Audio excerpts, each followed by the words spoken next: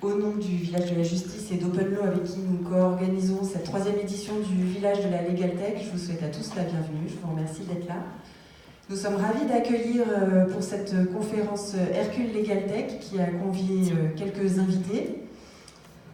Il s'agit de l'acte 2 de leur sujet, la transformation de la filière du droit. Je vais tout de suite passer la parole à Mathieu Bouillon qui va vous présenter tous ces invités. Je vous souhaite une bonne conférence. Merci Capucine. Bonjour à tous. Merci d'être venus. Alors, cet après-midi, on voulait vous parler d'innovation, de méthodes d'innovation. Et pour ce faire, on a invité plusieurs de des acteurs innovants du secteur qui s'avèrent être nos clients par ailleurs et qui, avec nous ou même sans nous, ont expérimenté ces nouvelles méthodes ou en tout cas les ont mis en œuvre. Alors, à l'échelle de l'intégralité de leur société ou sur des processus isolés, ils vont nous raconter tout ça. Je vais vous les présenter rapidement, et puis on rentrera dans le fond des sujets après. Alors, sur votre gauche, vous êtes en sens, je vous présente Romain Omer, cabinet Omer Avocat, et son associé qui est à l'autre bout du panel, en rouge, David Olivier-Guillain, qui ont un cabinet spécialisé dans le divorce par consentement mutuel, et qui ont entièrement automatisé la procédure et qui vont nous parler d'acquisition de clients et de campagne de communication digitale. À droite de Romain, dans votre sens, Laurent Viel, qui est droite et gauche quand on est sur scène et qu'on se retourne, c'est compliqué. Donc à la gauche de Romain, Laurent Viel, qui est le directeur du système d'information de l'étude Chevreux, étude de notaire que je pense pas mal d'entre vous connaissent, si vous êtes dans le secteur. Et Laurent nous parlera plutôt de mise en place et mise à niveau de systèmes d'information au niveau global, dans le cadre d'une transformation d'une étude. Étienne Vandevel, qui est au milieu du panel, qui travaille aux éditions Lefebvre Sarru sur les solutions, l'échelle des solutions logicielles européennes, si je ne dis pas de bêtises, et qui nous parlera de design sprint et de méthodes d'innovation et d'idéation rapide et innovante. Ensuite, nous avons Gaëtan Berger-Pic, avocat associé fiscaliste au cabinet CMS Francis Lefebvre Avocat, avec qui nous avons eu la chance et l'honneur de réaliser une application, ouais, je le fais comme ça à chaque fois, et qui va nous expliquer comment on arrive à créer une application innovante, efficace, qui transforme le métier de l'avocat en co-création et en travaillant avec ses clients. Alors, pour attaquer, on va commencer avec Laurent. Si tu veux bien prendre un micro, je vais t'en prendre un. Merci. Donc Laurent, tu supervises les systèmes d'information de l'étude Chevreux. Je pense à conscience, comme on a un peu tous conscience, que le monde change, à commencer par le travail du notaire. Ça t'a pas échappé, sinon tu serais pas là. Comment en fait vous prenez conscience dans une étude de la taille de Chevreux, qui je le rappelle est la première étude de notaire en France, qu'il faut changer, et comment vous décidez de commencer par ton sujet les systèmes d'information? Parce que ça peut être l'humain, ça peut être l'organisation. Comment le sujet démarre chez vous? Vaste sujet, donc le sujet commence par déjà une prise de conscience de l'ensemble des dirigeants d'entreprise qu'il est temps de changer, c'est-à-dire que l'étude est bousculée par ses clients, l'étude est bousculée par le monde qui balbutie sur toutes les legal tech. Il y a plein de choses qui arrivent. Et l'étude, quand on regarde son système d'information, se dit je ne suis absolument pas prête à passer le virage du XXIe siècle et je ne sais pas comment faire. Donc déjà c'est une prise de conscience, c'est de se dire il est temps de changer. L'aspect aussi législatif qui a eu un impact, la fameuse loi Macron quand elle était ministre de l'économie, qui a mis un coup d'accélérateur sur la prise de conscience qu'il fallait également s'outiller pour demain mieux servir ses clients et surtout mieux gérer à la fois sa chaîne de production et ses coûts internes. Donc c'est vraiment déjà une prise de conscience plutôt chef d'entreprise, se dire est-ce que moi je suis outillé en tant que chef d'entreprise dans une entreprise de 300 personnes pour faire face à tous ces enjeux. Ils ont commencé par faire des études un peu classiques d'état des lieux. Et ils sont vite aperçus que ces états des lieux historiques ne correspondaient plus à la philosophie de l'entreprise et à le dynamisme qu'ils voulaient y mettre. Et ils se sont dit, c'est le moment de changer aussi d'optique et de changer de méthodologie en termes de gestion de projet, en termes de stratégie digitale, et de passer, on va dire, à un modèle beaucoup plus agile, beaucoup plus pertinent par rapport à tous les enjeux que je viens de vous exposer. Ça a commencé très simplement par un cadrage 360 avec un partenaire. Ça a duré pendant quelques mois. L'idée était de poser un certain nombre de questions aux utilisateurs et de partir avec un principe, un fil conducteur de quel serait le projet demain. Et ce projet, il a vite été décidé que c'était un projet avant tout user-centrique, donc tourné vers l'utilisateur. On n'allait pas remettre des outils sur des outils, mais on allait demander aux utilisateurs qui étaient tous les jours en face de ces outils de co-construire avec les équipes, avec les partenaires, avec les différentes parties prenantes de l'étude, de co-construire ces outils et de participer à l'élaboration de demain, quelle serait la stratégie. Premier point, donc vraiment une stratégie user-centrique, mais tournée et surtout structurée autour de méthodes agiles. De toujours remettre en cause et d'avoir ce fil conducteur qui nous guide. Ça, c'est le premier déclencheur. En parallèle, il a fallu faire des choses un petit peu j'allais dire, non intéressantes pour les utilisateurs que je viens de citer. Il a fallu refaire complètement tout le modèle d'infrastructure et se mettre en marche pour demain être tourné vers du cloud, vers de l'intégration modulaire avec des outils. Donc passer sur des outils comme Office 365 par exemple qui deviennent pierre angulaire dans notre écosystème. Tout ça, ça n'a pas fait beaucoup rêver nos utilisateurs en interne parce qu'on leur a vendu du rêve en disant qu'on allait les impliquer et qu'ils allaient être moteurs dans cette transformation. En parallèle, il fallait leur faire comprendre qu'il y avait une phase immuable de transformation de nos fondamentaux de l'infrastructure, changer tous les serveurs, changer le réseau, changer la sécurité, des choses qui les fait absolument pas rêver, qu'ils comprennent absolument pas. Donc c'était aussi une phase un peu pénible qui a demandé du temps, mais en parallèle, on construisait avec eux le futur. Une fois qu'on a passé cette phase-là, c'est là où on a pu rentrer dans le dur et vraiment construire des outils adaptés et s'outiller avec des outils en propre qui permettaient demain, donc on a créé notre propre référentiel, on s'est structuré pour stocker l'ensemble de nos données dans un seul et même endroit, et surtout d'avoir une approche complètement modulaire, avec les jeux d'API, avec les jeux de transfert d'informations, d'interconnectivité des systèmes. On a choisi non pas de créer un seul produit, mais plutôt un écosystème de produits complètement relié à notre pierre fondatrice, le référentiel. Ce qui nous permet beaucoup d'agilité, parce que demain, on peut citer un outil comme Trello. Trello, c'est un outil de management visuel avec un système de cartes. Une carte représente un dossier chez nous. Il est relié au référentiel, donc on ne perd pas l'information. Mais si demain Trello ne répond plus à nos besoins, ne répond plus à la stratégie qu'on s'est donnée, on trouve un autre produit, on branche cet outil au référentiel. C'est évidemment pas aussi simple, hein, je ne suis pas aussi naïf, mais le principe est là. C'est demain, on a la liberté de choisir un autre outil, on a la liberté, parce qu'on est maître de nos données, on a tout fait pour redevenir maître de nos données, on peut choisir ces outils et on peut choisir dans quel environnement on veut travailler. Est-ce que ça répond Ouais.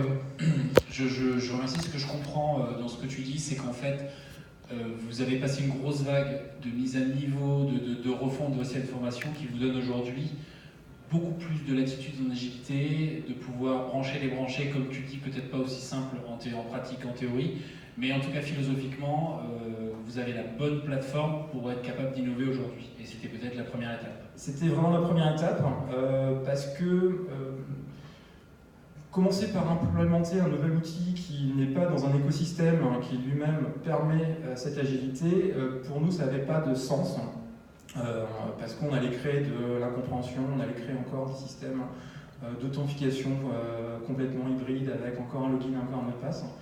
On a fait la démarche inverse qui était de dire repassons sur toutes les fondations de ce qu'est un système d'information ouvert, moderne, modulaire, pour se doter de tous les outils possibles et ensuite d'accélérer sur l'innovation ou la transformation des usages par l'innovation en pouvant justement depuis notre référentiel créer facilement un système de POC, de test avec un outil, de travailler avec une entreprise comme Hercule, se dire demain ça c'est mes données, qu'est-ce que vous êtes capable de nous montrer en termes d'innovation, qu'est-ce que vous êtes capable de faire avec, de voir d'autres entreprises et de dire voilà, ça c'est notre besoin, qu'est-ce que vous savez faire, qu'est-ce que vous pouvez faire, et tout ça donc quelque chose qui est très simple à gérer parce qu'on a fait les efforts nécessaires au préalable pour pouvoir le faire.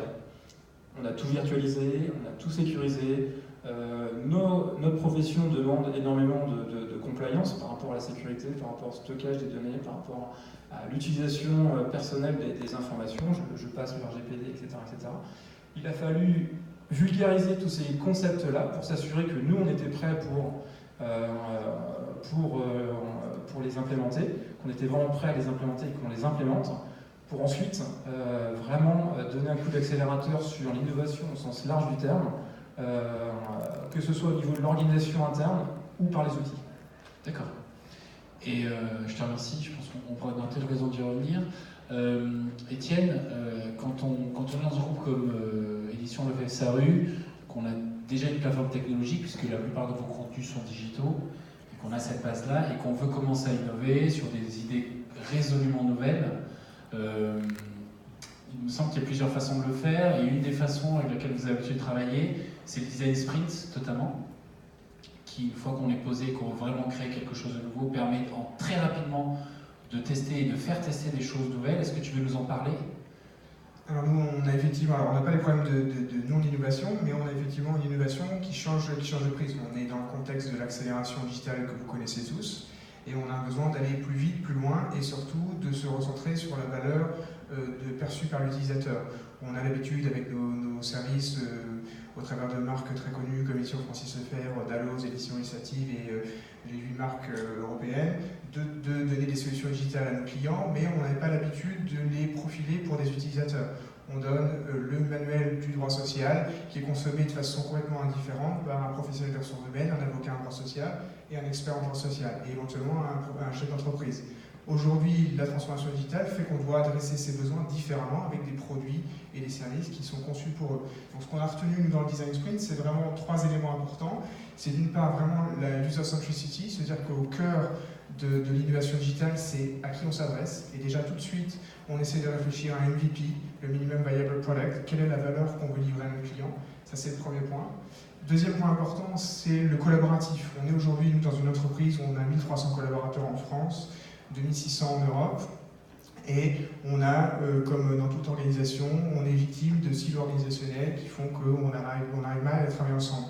L'accélération proposée par le Design Sprint permet de dire on met immédiatement dans une salle, dans une période très courte, des gens qui viennent de différents univers et qui apportent chacun leur pierre à l'édifice dès le départ.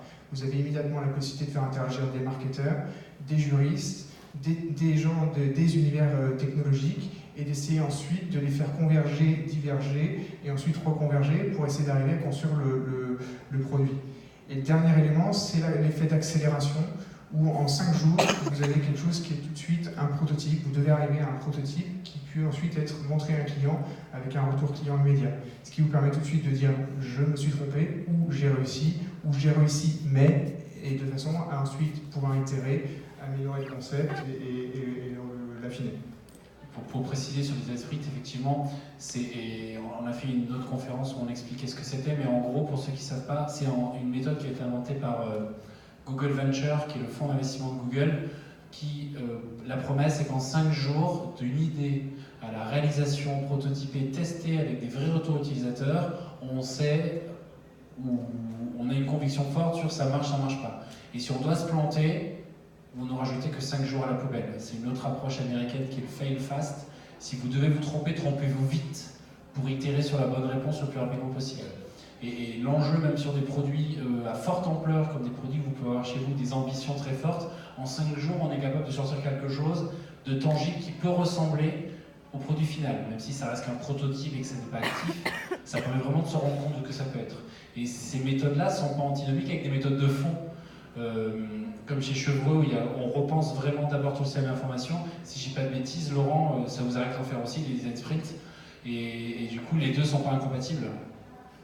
Les deux ne sont clairement pas incompatibles, et je dirais même que dans notre cas, c'est ce qui nous a permis, le premier volet qui était de repenser durablement et avec cette vision d'ouverture, le système d'information dans sa globalité, nous permet maintenant d'être crédibles avec nos outils internes pour les faire se projeter dans un design sprint. C'est-à-dire tout ce qu'on a pu faire, tout ce qu'on a pu amener comme touche d'innovation par-ci par-là, même des nouveaux outils maintenant, ils se projettent très bien dans un design sprint comme un enjeu.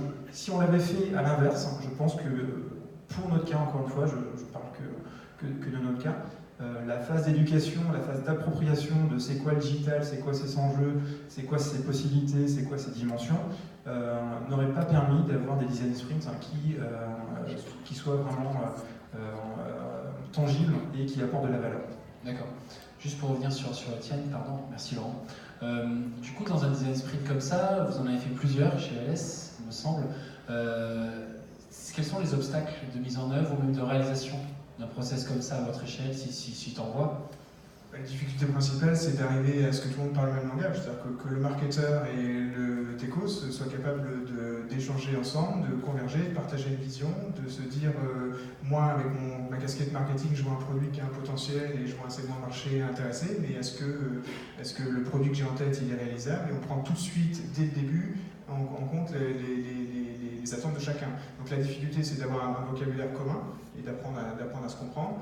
La deuxième difficulté, évidemment, c'est que dans des organisations comme les nôtres, où on a beaucoup d'initiatives enchevêtrées et embarquées, c'est compliqué de faire collaborer les gens. Et alors pour le coup, c'est pas un obstacle, c'est l'inverse. Le design sprint est une solution. L'existant aujourd'hui, pour arriver au résultat obtenu par un design sprint, aujourd'hui, en méthode ancienne, cycle en V, méthode à l'ancienne, on mettrait 6 mois entre le marketing qui fait son étude de marché, qui ensuite commence à imaginer un concept de produit et qui ensuite passe aux organisations suivantes au sein de l'entité à laquelle elle appartient, c'est 6 mois. Le design sprint, en quelques jours, vous avez tout de suite quelque chose de très concret, très tangible et qui permet justement d'aller plus vite. D'accord, merci Étienne. Je me tourne vers Gaëtan. Gaëtan, chez CMS, Francis Lefebvre-Avocat, parce qu'il faut tout dire ensemble, je crois, on n'a pas le droit de dire. Merci. Je t'en prie. J'ai appris, j'ai fait mes deux. Retenez tous. Au-delà du design sprint, vous êtes parti en réalisation sur un produit avec vraiment une méthodologie innovante. Qu'est-ce que tu peux juste nous raconter pour commencer ce que fait cet outil et d'où c'est venu cette idée? Alors cet outil, il a pour ambition de réaliser les clauses pour les études de notaire. Décidément, on est un petit peu dans les mêmes milieux, mais on travaille beaucoup avec les études de notaire et on a réalisé qu'on était sollicité sur les cas qui avaient été identifiés en amont comme des cas complexes, qui nécessitaient du coup l'intervention de notre expertise. On a le sentiment qu'un certain nombre de cas de figure passent un petit peu sous le radar, c'est-à-dire qu'on a peut-être au niveau de l'étude de notaire le sentiment qu'il s'agit de cas faciles, alors qu'en réalité il s'agit de cas complexes ou de cas pour lesquels des optimisations pourraient être trouvées et sur lesquels nous on pourrait avoir notre valeur ajoutée. Du coup on a cherché à imaginer quelque chose qui nous permette de communiquer très rapidement pour que les uns et les autres n'investissions pas de trop de temps finalement sur ces sujets-là, parce que la probabilité, le risque est qu'on arrive assez fréquemment à la conclusion que finalement on n'avait pas vraiment identifié de risque, ça tombe bien, il n'y en a pas, mais pour tous les cas où il y a vraiment un risque, qu'on puisse être en selle et que chacun d'entre nous investisse le moins de temps possible. Du coup notre application a été imaginée de telle sorte qu'elle soit la plus simple, la plus rapide possible d'utilisation par le notaire, et que de notre côté, finalement, l'algorithme que nous avons mis en place nous permette, dans de nombreux cas, de sortir quasi automatiquement une clause. Voilà en substance, je sais pas. D'accord. Donc c'est une application que tu mets entre les mains des notaires.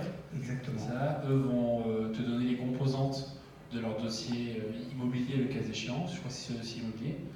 Je suis même sûr, puisque j'ai bossé avec toi pour le faire. Bah, c'est une source qui finit par être presque meilleure que nous sur ces sujets-là. Mais effectivement, ça consiste à dissocier, à disséquer un tout petit peu le raisonnement qui est suivi dans cette matière en particulier, mais en réalité, ça pourrait se développer sur tout un tas d'autres sujets. L'idée, c'est de morceler finalement notre activité et d'examiner sur chacun de ces morceaux la partie sur laquelle on est capable d'automatiser quelque chose pour gagner du temps et pour se concentrer, nous, exclusivement sur la partie sur laquelle on a une grosse valeur ajoutée. C'est ça, donc la machine chez le notaire, en tout cas ils ont une interface, ils saisissent tout leur dossier immobilier dedans, et la machine va identifier, dans ce cas-là c'est un cas simple, voilà la clause, dans ce cas-là c'est un cas complexe, j'alerte, il faut que vous parliez à avocat notaire parce qu'il y a un truc à faire en optimisation, en négociation ou un cas compliqué à définir. Voilà, c'est ça. Ok. Et donc ça c'est ce que ça fait. La question c'est comment on l'a fait ce truc. Comment ça comment ça t'est venu, c'est la prise de conscience qu'il y avait des cas comme ça. Et dans la réalisation derrière, comment vous avez travaillé sur ce sujet-là? Alors, c'est vrai qu'au départ, nous, on ne s'est pas trop posé la question de savoir comment on fait. En d'autres termes, on a vraiment raisonné librement et on s'est dit, tiens, dans un monde idéal, ce qu'il nous faut, c'est ça. Et après, nous, on ne sait pas faire ça.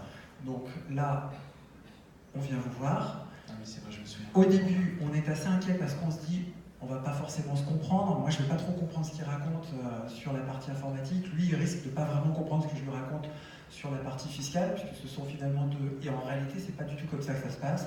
Ça se passe assez bien, on se comprend assez vite.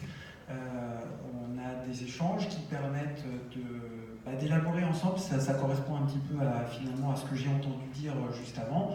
On se met ensemble, on réfléchit, on échange un certain nombre d'idées et on avance finalement assez vite. Alors pas 5 jours, c'était ça, je crois, la durée, 5 jours, un petit peu plus, mais malgré tout, l'idée c'était d'avancer assez vite pour très vite tester nos hypothèses vis-à-vis des utilisateurs, parce que tout ça, ça naît d'une intuition, mais finalement, on n'a pas forcément la certitude que tout ceci va fonctionner. Et très vite, effectivement, on arrive à développer quelque chose qui nous permet de mettre un utilisateur dans la boucle et de voir comment il réagit. Et en fait, la boucle s'enrichit toute seule en fonction des retours qu'on a des utilisateurs. On modifie les paramètres, on fait évoluer le processus finalement quasiment en temps réel. D'ailleurs, pour faire le lien avec le design sprint d'avant, quand on était en version alpha de l'application, on l'a fait tester à un de vos clients qui s'appelle Chevreux, je ne sais pas si vous connaissez, qui a été parmi nos bêta-testeurs et qui a, avec la méthode design sprint du dernier jour, les tests filmés, et on a pris en compte les retours qu'on a eu pour faire évoluer l'application avant de la lancer. D'ailleurs, si je ne dis pas de bêtises, vous vous êtes mis aussi en ordre de marche pour collecter des retours utilisateurs tout au long de la vie de l'application et la faire évoluer tout au long. Parce que l'innovation est continue. C'est ça. À l'heure actuelle, donc notre appli est aujourd'hui en fonctionnement et on a maintenu un petit système sous forme d'une petite ampoule qui nous permet de faire remonter toutes les remarques, toutes les suggestions d'amélioration de la part des utilisateurs. Ok. Je te remercie. J'en ai après avec des questions de cadre. Romain, David, alors on a 2 micros, donc comme ça vous pourrez parler en même temps si vous voulez. En même temps, il faut parler en même temps, c'est important. On a vu comment, avec Chevreux, on pouvait mettre en place une plateforme pour démarrer son innovation. On a vu comment, avec ELS, on pouvait commencer à sortir des projets d'innovation en incluant les équipes. On a vu comment, avec CMS, Francis Lefebvre Avocat, on passait en réalisation, en co-construction, en écoutant les clients. Une fois que l'application est lancée, elle évolue tout le temps. Mais quand on lance une application à destination d'une nouvelle clientèle, on a besoin de recruter ces nouveaux clients. Et Romain Maire, David Olivier, vous êtes, comme je le précisais au début, un cabinet spécialisé en divorce, par consentement mutuel. Vous avez d'autres activités, mais c'est la principale, si je ne dis pas de bêtises. Vous êtes lancé depuis un petit moment, votre plateforme est live depuis un petit moment, et aujourd'hui vous avez des problématiques d'acquisition client, que vous faites déjà très bien. Si vous voulez nous raconter un petit peu comment ça se passe, et comment on s'est rencontrés au fait, sur ces sujets réseaux sociaux, par exemple. Bonjour à tous déjà. Donc, moi j'ai créé mon cabinet en 2010 avec cette particularité qui est de dire j'étais collaborateur pendant 1 an dans un cabinet d'avocats et je me suis dit à un moment donné je voudrais créer mon cabinet. Et pour pouvoir créer un cabinet, je me suis posé la question de savoir finalement comment capter de la clientèle. la possibilité de poser simplement une plaque d'avocat au bas de son cabinet, c'est quelque chose qui ne fonctionnait pas. Le réseau, pour moi, j'étais jeune collaborateur, c'était aussi difficile de pouvoir capter des clients, puisque j'avais très peu de temps, au final, pour pouvoir développer ma clientèle personnelle, et j'avais pas ce levier-là non plus. Je ne faisais pas trop de dîners, je n'étais pas très réseau, donc l'idée était de me dire, comment monter mon cabinet, alors que j'avais simplement un an de collaboration. Et là, j'ai compris, finalement, en passant énormément de temps avec mes clients, notamment pendant des audiences, puisque je travaillais déjà dans un cabinet qui faisait du droit de la famille, les clients, finalement, ce qu'ils attendent de leur avocat et ce qu'ils reprochent souvent à leur avocat, c'est un manque de transparence, c'est un manque de communication et c'est surtout leurs honoraires. D'où l'idée de monter finalement une prestation qui pouvait rendre leur procédure de divorce par consentement mutuel simple, rapide et économique. Simple parce que, effectivement, l'idée c'était de proposer une prestation où ils pouvaient suivre l'état d'évolution de leur dossier, apporter une transparence, effectivement, par rapport au mode de fonctionnement et au mode de détermination des honoraires. Et économique, oui, effectivement, l'idée c'était de pouvoir proposer dès le début, dès qu'on est mandaté, un prix et un forfait qui ne bougeait pas jusqu'à la fin de la procédure. Donc, comment capter les clients? J'ai compris que, effectivement, les clients, aujourd'hui, la consommation du droit, elle a changé. Aujourd'hui, vous avez des clients qui ont accès à l'information juridique et ces clients vont taper des mots-clés sur Internet. D'où l'idée de, sur certains mots-clés, avoir la possibilité d'être affiché en premier. Donc on a la stratégie avec les Google AdWords qui permettent aujourd'hui, en fonction des campagnes publicitaires que vous pouvez établir par rapport à une prestation bien déterminée, la possibilité d'être affiché en numéro 1. Vous avez des mots-clés qui sont, pour le coup, très révélateur d'une procédure, et l'idée c'était d'avoir justement toute une stratégie pour systématiquement apparaître en premier. La particularité qu'on avait, c'est qu'on avait ce canal d'acquisition qui était Internet. Nous avions également la possibilité de capter des clients grâce au référencement naturel, et on a fait énormément de contenu sur notre site Internet concernant différentes thématiques qui sont liées aux procédures de divorce. Et à un moment donné, vous pouvez mettre tout le budget que vous voulez. Le canal d'acquisition que vous propose Google AdWords, c'est quelque chose qui est limité. On ne peut pas être toujours systématiquement premier et prendre toutes les parts de marché. D'où l'idée de peut-être finalement de pouvoir véhiculer un petit peu une image sur les réseaux sociaux et de s'attaquer finalement à Facebook. Et c'est comme ça qu'on a pu rencontrer aujourd'hui Hercule, puisqu'encore une fois, le mode de fonctionnement pour pouvoir être visible sur ces réseaux sociaux, ça ne fonctionne pas du tout de la même façon. Autant avec les Google AdWords, vous avez des mots-clés, des campagnes, c'est assez facile à gérer, entre guillemets.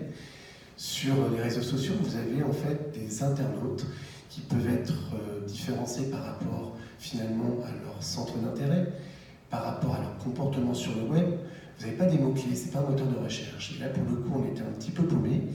Et c'est comme ça qu'on a décidé de rencontrer la société Hercule qui aujourd'hui nous accompagne sur les réseaux sociaux. En fait, en acquisition, on a l'habitude de dire que recruter des gens pour ce qu'ils sont, parce qu'on leur vend une certaine marque de mode qui colle à ce qu'ils sont. Les réseaux sociaux sont très bien faits, Instagram en tête, parce qu'on connaît les centres d'intérêt des gens.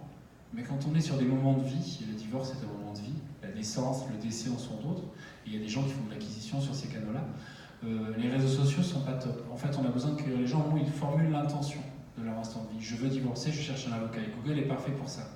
Donc il y avait un vrai challenge, qu'on a vécu ensemble, d'être capable de détecter, ou en tout cas d'avoir des gens sur les réseaux sociaux qui sont en instance de divorce, ou qui se posent la question, voire qui sont vraiment en train de passer à l'acte et qui cherchent un avocat. Et c'est vrai qu'au début, pour être honnête, ça marchait pas. Enfin, vous, de votre côté, ça marchait pas. Nous, quand on a commencé, ça marchait pas.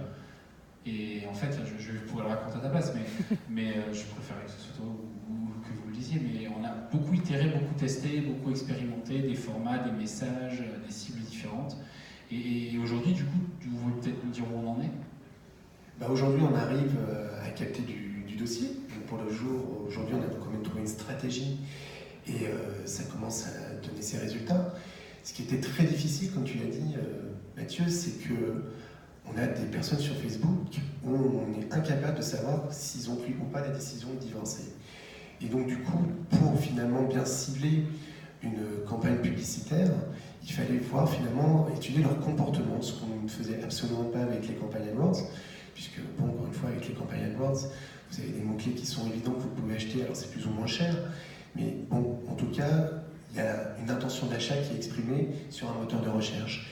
Avec les réseaux sociaux, c'était de savoir finalement quand est-ce qu'on allait afficher cette campagne. Est-ce que c'est au moment finalement où ils allaient sur des sites de rencontres?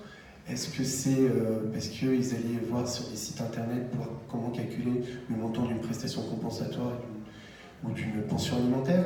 C'était très très très difficile de voir finalement à quel moment opportun il était possible de communiquer. Et vous l'avez très bien fait, puisqu'aujourd'hui Facebook nous apporte un taux de transformation qui est presque similaire à AdWords, avec des budgets qui sont beaucoup plus restreints. Et on en est au tout début, puisqu'on a encore pas mal de boulot, et je pense que c'est un bon levier d'acquisition. Alors, l'obstacle, tu l'as cité, c'est qu'effectivement au début, on a du mal un peu, surtout quand on a l'habitude d'AdWords avec des mots-clés hyper explicites sur je cherche un avocat, un divorce ou avocat droit de la famille, on sait se positionner. Et il y a tout cet espace de tâtonnement sur les réseaux sociaux avant de trouver la bonne formule. Mais il faut persister, c'est ce qu'on s'était dit au début, il faut persister parce qu'au moment on arrive à trouver la martingale, entre guillemets, ou en tout cas la bonne méthode pour arriver à la bonne. Mais il ne faut jamais se reposer sur les lauriers parce qu'en réseaux sociaux comme sur AdWords d'ailleurs, tout change, les coûts d'acquisition évoluent, on a des nouveaux concurrents, les usages changent, donc il faut sans arrêt d'un renouvellement. Et c'est là où la méthode est innovante, je trouve, à notre échelle collective, c'est que vous appliquez des méthodes d'acquisition d'e-commerçants, aujourd'hui, car c'est ça dont il s'agit, dans un écosystème d'avocats. Et c'est pour le coup, je trouve que c'est vraiment le caractère innovant de votre approche. Comme ça, pour avoir fait un premier tour de panel, vous voyez, je m'adresse un peu à la salle, vous voyez que de la réflexion en amont jusqu'à la commercialisation en aval, on peut innover méthodologiquement à tous les niveaux. Maintenant, du coup, pour vous 5, vous 4 entités, vous 5 personnes, si je recommence avec Laurent, les prochaines étapes pour vous chez Chevreux, les enseignements de cette approche et les prochaines étapes pour vous, c'est quoi? Alors les enseignements d'abord, innover dans un cadre juridique, c'est jamais simple. J'ai une phrase par rapport à ça.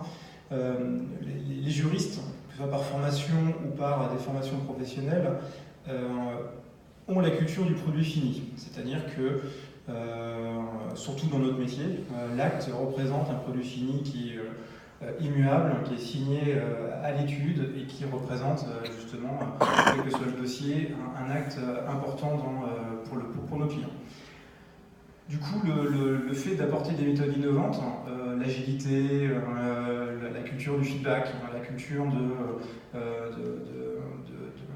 ne pas avoir des produits finis, est compliqué et demande beaucoup de pédagogie. Donc, un des premiers écueils, c'est que tout le monde était partant, très content de participer à ces projets et de se projeter dans leur utilisation. Dans la réalité, une fois qu'ils sont devant leur écran et qu'il faut utiliser les produits et qu'ils ne sont pas finis, c'est plus compliqué. Et donc, un des enseignements, c'est que l'accompagnement humain et donc vraiment, ça peut même mettre des méthodes d'engagement par rapport à l'organisation. On parle de créer des ambassadeurs dans les équipes, on parle aussi de management, hein, c'est-à-dire que ça vient aussi par le haut. Il y a une culture qui vient par le haut de dire les managers, de remettre toujours en avant les messages. C'est important de saisir dans les outils parce que ça crée de la valeur. Voilà. Il faut passer par ces moments-là parce que malheureusement, dans les professions, et là c'est évidemment moi qui parle, mais c'est dans les professions du droit, la culture du produit fini peut être un frein dans l'adoption de ces nouveaux outils parce que c'est compliqué de se projeter à plusieurs mois en se disant qu'il y a un chemin à parcourir et qu'on veut co-construire, mais il y a toujours le quotidien qui existe. Donc ça, c'est les premiers enseignements. Le deuxième enseignement, c'est que ce sera un chemin qui ne sera jamais fini, c'est-à-dire que nos utilisateurs maintenant commencent à vraiment prendre le pas, malgré les difficultés que je viens d'évoquer, mais ils ont une myriade d'idées. C'est que maintenant, on a ouvert la boîte de Pandore et qu'on a une quinzaine de projets en parallèle, projets d'idées, il y a des projets qui sont plus ou moins avancés, mais maintenant, on est rentré dans une culture vraiment très forte de je sais ce que peut m'apporter la technologie, donc je le demande et on peut en parler. Donc on a ouvert vraiment un fil conducteur qui est presque intarissable parce qu'il y a énormément de projets qui foisonnent. Et donc, à nous de gérer aussi les attentes et, on va dire, notre capacité à délivrer ces projets dans de bonnes conditions. Tu parlais de c'est quoi l'avenir. On a plein de changements stratégiques qui doivent s'opérer au sein de l'entreprise. Je reviens un peu sur la stratégie de l'entreprise. Et je pense que du coup, les méthodes innovantes vont accompagner ces stratégies.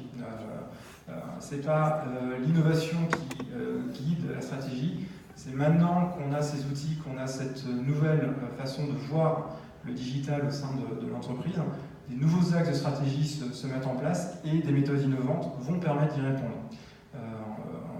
C'est un peu aussi un enseignement, c'est dans ce sens-là que nous on imagine notre innovation de demain. Après, des projets qu'on peut citer, on se projette dans l'utilisation d'outils qui vont nous permettre de mieux décrire une offre chez un notaire, que vous venez pour une vente, pour un contrat et autres, c'est être mieux armé pour répondre aux demandes du client et lui apporter des réponses en termes de plateforme, en termes d'outils de communication, en termes de suivi, en termes de mobilité, comment je peux mieux organiser mes rendez-vous, comment je peux être beaucoup plus aussi dynamique dans ma relation client, et comment même sur des clients institutionnels, donc plutôt d'entreprise, on va leur apporter de nouveaux services qui soient du coup inclus dans nos prestations ou en prestations complémentaires. Donc c'est vraiment d'autres axes stratégiques qui s'engagent et qui vont être accompagnés par des méthodes innovantes comme je viens de le rappeler. Je te remercie. Étienne, du coup, un peu les mêmes questions, les grands enseignements de méthodes comme Design Sprint ou d'autres que vous pouvez appliquer et les prochaines étapes pour vous sur ces sujets-là. Alors nous, les enseignements sont très positifs, effectivement, l'effet accélération que je décrivais tout à l'heure, qui fait que c'est très gratifiant de se dire on a quelque chose de concret et validé ou invalidé par un client. Et quelque chose d'intéressant aussi, c'est qu'on est dans l'univers de l'intangible, et là, tout de suite, on arrive à rematérialiser quelque chose qui est difficile à appréhender. On a tout de suite un prototype navigable qui donne l'impression d'être un produit fini, et tout de suite, il est gratifiant pour l'équipe de se dire que c'est ça l'output de son effort, et en plus, on a quelque chose qui est crédible devant un client, qui peut tout de suite réagir, non pas en disant ça ressemble pas à un faux ou c'est un PowerPoint navigable qui est ingérable, c'est tout de suite assez concret et ça donne vraiment l'impression d'être un produit fini. Donc, et puis la notion de décloisonnement et d'accélération chez nous elle est critique pour se dire voilà on a un projet, 2 projets, 3 projets et tout de suite on peut tout de suite soit les mettre de côté si on considère qu'ils n'ont pas de potentiel, soit au contraire se dire maintenant qu'on a quelque chose de concret, comment on fait et comment on y va. Donc pour mobiliser les énergies, les ressources et ensuite le rendre, passer du prototype au produit fini. Après, en prochaine étape, nous clairement on est dans une logique d'accélération et surtout de démultiplication d'initiatives de ce type-là pour essayer d'aller plus vite parce qu'aujourd'hui on a des clients qui sont en attente de solutions pour travailler toujours mieux et plus vite et donc on a un devoir de répondre à leurs attentes. D'accord, très bien. Donc, les prochaines étapes de l'organisation, c'est projet par projet, grâce au design sprint, tu sais tout de suite si ça marche pas, donc ça marche, on continue, ça marche pas, on passe à autre chose, et comme on multiplie cette démarche, on a beaucoup de jeux fer au feu et on attaque comme ça. Ok, c'est très clair, merci. Gaëtan ? Même question. Même question, réponse différente peut-être ? Non, pas réellement. En fait, je souscris pas mal à tout ce qui vient d'être dit, c'est-à-dire qu'il y a un vrai souci pédagogique, c'est complètement évident. Nous, les échéances courtes, on va dire, c'est véritablement la mise en place effective de notre plateforme qui aujourd'hui fonctionne, mais qui pose pas mal de challenge en fait par rapport aux équipes. Il faut que les équipes s'approprient ce nouveau système, cette nouvelle façon surtout de raisonner, cette nouvelle façon de servir nos clients. Et puis, si on va un petit peu plus loin, effectivement, c'est le développement de nouvelles fonctionnalités qu'on a déjà en tête, sur lesquelles on cherche à toujours répondre aux attentes de nos clients. Et puis, au-delà de ça, c'est effectivement de mettre en place plus globalement une autre façon d'aborder le métier. On a des clients qui nous en demandent de plus en plus, tout le temps, pour de moins en moins. Mais ça, c'est quelque chose de très partagé. Alors, on peut voir ça comme une fatalité. Après, moi, je trouve que c'est plutôt l'opportunité. On a, avec les outils aujourd'hui informatiques, on a l'opportunité peut-être de répondre à cette demande. Et donc voilà, on essaie de se projeter là-dedans avec des nouvelles façons de travailler qui, pour les avocats que nous sommes, sont extrêmement inhabituelles. Moi, j'avais jamais eu l'occasion de travailler dans ces conditions-là, mais comme ça vient d'être dit, c'est hyper gratifiant. On a assez vite un retour.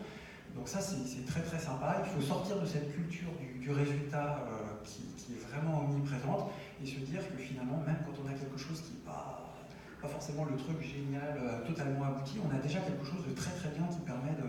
Ça vraiment, je ne sais pas si, enfin vous qui avez l'habitude de travailler dans ces domaines, ça finit peut-être par être une évidence. Pour nous, ça n'est pas du tout. C'est véritablement une révolution culturelle qui, de manière assez étonnante, est difficile à faire passer chez les plus jeunes, je trouve. C'est vrai, j'ai remarqué ça aussi. C'est pas l'envie d'innover, la maturité sur le digital, la maturité sur l'innovation n'est pas une question d'âge. Et je le vois tous les jours, et les personnes qui sont le plus motrices, qui avancent le plus avec nous, et qui ne sont pas forcément les plus jeunes des cabinets, et c'est vrai que c'est contre-intuitif. Pour rebondir sur ce que vous disiez, sur la culture du produit fini et du produit en cours, c'est le fondateur de LinkedIn, je crois, qui disait « Si tu n'as pas honte de la première version de ton produit, c'est que tu l'as lancé trop tard. » Donc être sur le marché tôt, pour avoir des retours utilisateurs tôt, et fait évoluer vite. On était dans les délais alors. C'est ça, on est bien dans l'idée. Ouais. Ok, messieurs, je me tourne un peu vers David Olivier pour le laisser un petit peu parler, parce qu'il a rien dit. Puis il a plus de voix. C'est vrai qu'on a un plus de voix, j'ai remarqué. David, du coup, les enseignements de tout ça, sur l'acquisition et les prochaines étapes pour vous. Les enseignements. En fait, par rapport à tout ce qui a été dit auparavant sur la culture du produit fini, etc., moi, finalement, ça me fait un petit peu penser à la recherche scientifique, où on va rechercher des choses, on va expérimenter, et on ne va pas forcément trouver tout de suite, mais à la fin, on va peut-être trouver finalement le produit ou la chose, le Graal, le martingale, comme tu dis. Donc, moi, ce que je vois dans l'acquisition, en fait, c'est de développer finalement une approche encore plus scientifique, peut-être, de l'acquisition, peut-être plus pluridisciplinaire. C'est-à-dire qu'on commence à arriver dans une méthodologie poussée au niveau marketing, et qui est un vrai métier, donc on a besoin d'être entouré de vraies personnes qui sont compétentes dans le domaine du marketing. Et quand on regarde dans le domaine du marketing, toute la littérature en marketing aussi, on voit qu'il y a des approches pluridisciplinaires, c'est-à-dire qu'on va peut-être s'attacher avec des psychologues, on va s'attacher avec des sociologues, on va recouper toutes ces informations, on va essayer d'affiner, par exemple, on va essayer une cible, on va chercher pour le divorce, pour d'autres domaines, on va essayer d'identifier à qui on s'adresse, comment on s'adresse, dans quel moment on s'adresse, comment. Et ça, en fait, finalement, je pense que si on veut vraiment essayer d'aller jusqu'au bout de l'idée, on doit vraiment rentrer dans cette démarche scientifique de recherche, d'expérimentation, d'analyse statistique, sociologique. Ça demande beaucoup de temps et c'est un métier à part, en fait. Ça commence à devenir un métier à part. Alors nous, en tant qu'avocats, on ne peut pas non plus dédier 100% de notre temps à cette démarche qui est passionnante, mais on doit s'y intéresser parce que, in fine, c'est comme nous qui sortons un produit et qui doit s'adresser à une personne, et quand même c'est toujours mieux de s'intéresser à ce qu'on fait. Mais effectivement, il faut s'entourer de gens dont c'est la compétence. On ne pourra jamais être spécialiste de tout, ça c'est impossible. Et il faut savoir bien s'entourer. Et ça, je pense que c'est aussi peut-être ce qu'on peut aussi déceler au niveau technique, au niveau acquisition, c'est composer une bonne équipe. Composer une bonne équipe autour de soi, que ce soit en interne ou en externe, ou les deux. Et toujours être dans cette démarche finalement de recherche, d'expérimentation, de tâtonnement. Ça ne va pas forcément être parfait, mais à force de chercher, on doit trouver. Si on n'a pas trouvé, bon bah tant pis. Voilà. Je crois que mais je te remercie David Olivier. Les deux, ce que j'entends chez tout le monde, les deux éléments centraux que j'entends chez tout le monde, et vous me corrigez si vous n'êtes pas d'accord, que ce soit sur l'acquisition, que ce soit autour d'un produit comme Yara, la démarche Design Sprint ou la démarche de refonte architecturale qu'il y a eu chez Chevreux, vous m'avez tous cité la même chose, l'utilisateur au centre. On pense, on met le client final là, et on se demande comment lui va réagir à notre offre, ce qu'il attend de nous, comment ils pensent. Tu parles d'anthropologie ou de sociologie. Vous avez fait tester très tôt chez CMS ce produit-là. C'est vraiment le fil conducteur du je suis avocat donc je vends ma prestation. Non, j'ai un client et il a besoin de quelque chose. Réfléchissons à quoi et bâtissons-le autour de lui. Et je crois que c'est vraiment le fil conducteur entre vos 4 approches. Et le deuxième élément que je retiens, on l'a déjà dit, c'est n'ayant pas peur de ne pas lancer un produit fini, mais de le mettre entre les mains de ce client très tôt pour que lui nous dise ça me plaît pas, je le voudrais plus vert, je trouve qu'il est un peu pointu sur le côté, vous pouvez me le limer un petit peu. Et plus tôt vous faites ça, plus rapidement vous allez avoir le produit qui colle vraiment au client. Donc l'utilisateur et être très vite au contact de l'utilisateur. C'est un peu le truc. On va arriver à la fin, j'aimerais prendre quelques questions s'il y en a. Est-ce que vous avez des choses à ajouter sur ces sujets-là, à compléter Vous pourrez le refaire, on va aussi... Du coup, je me tourne vers la salle. Enfin, j'essaye, parce que je ne vous vois pas du tout. Est-ce que vous avez des questions pour ces messieurs sur leur pratique? Oui, alors, est-ce que je peux vous prendre un micro, peut-être? Vous avez un micro? Enfin, Camille, vous avez un micro plutôt.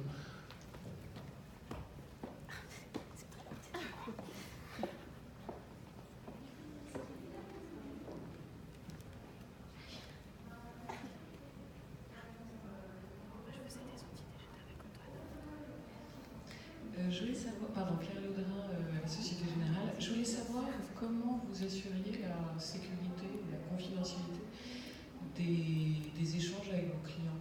Quand il y a dans l'appli, je ne sais pas, ils vont donner toutes leurs informations personnelles pour que vous puissiez les traiter. Alors, votre question, ça va spécifiquement à l'un d'entre eux, peut-être? Oui.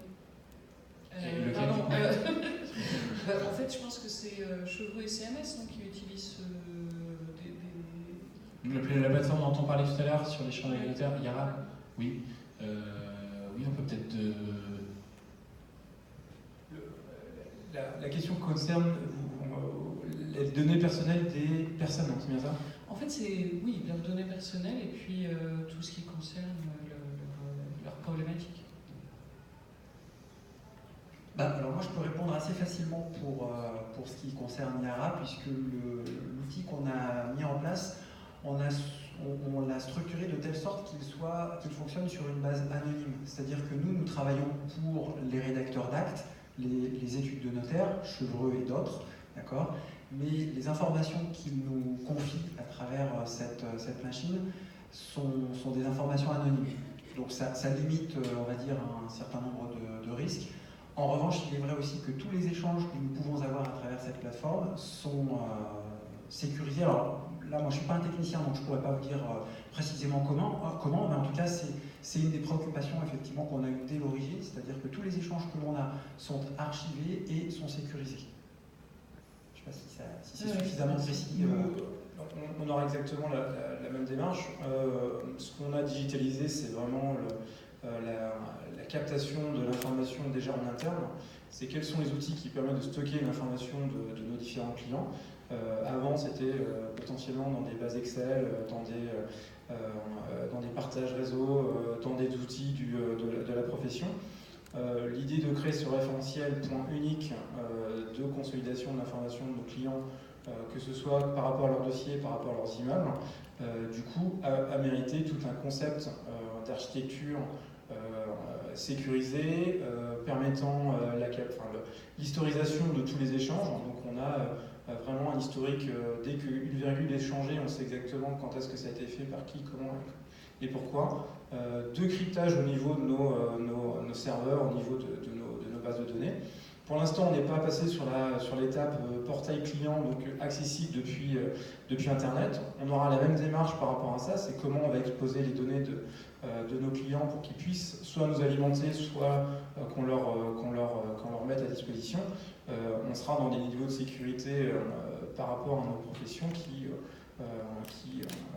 sont dans du très, je ne vais pas dire standard, mais classique dans les plateformes qui traitent de l'information personnelle.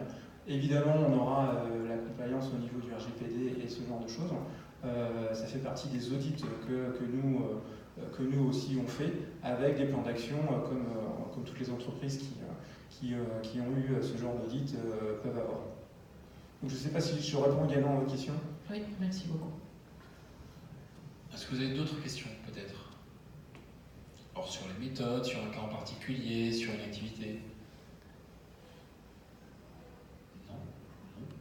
Mais écoutez, du coup, je vous remercie d'être venu. Je vous remercie aussi tous les 5 d'avoir accepté de participer. Et puis je vais vous libérer. Vous allez pouvoir reprendre votre vie. Merci beaucoup. Merci à tous.